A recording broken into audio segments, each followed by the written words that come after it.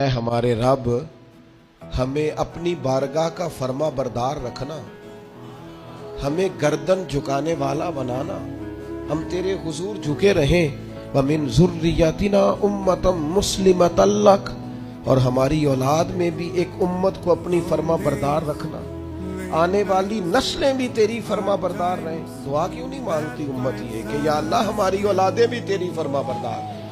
हर वक्त उनके लिए रिस्क ही मांगते हो, सेहत ही मांगते हो, अच्छा कारोबार ही मांगते हो। ये देखो जनाब इब्राहिम क्या मांग रहे हैं, कहते या अल्लाह हमारी औलादों को अपना फर्मा बरदार रखना, कि तेरे नाफरमान ना हो। इतना मकाम है, मर्तबा है, फिर भी कहते हैं वह आरीना मनासिकना, या अल्लाह हमें अपनी इबादत के तरीके सिखा, या अल्लाह हमें सिखा किस तरीके से तेरी इबादत करें तो तू राजी होता है। आज ना सबसे मुश्किल काम सीखना है, आप किसी को सिखा नहीं सकते, सारे सीखे हुए हैं अल्लाह माशाअल्लाह। जिससे पूछेंगे वो कहते हैं ओहो तालीम याफ्ता हूँ, पढ़ा लिखा हूँ, सनद याफ्ता हूँ, तजर्बाकार भी हूँ, इतने साल हो गए फुला काम करते हुए।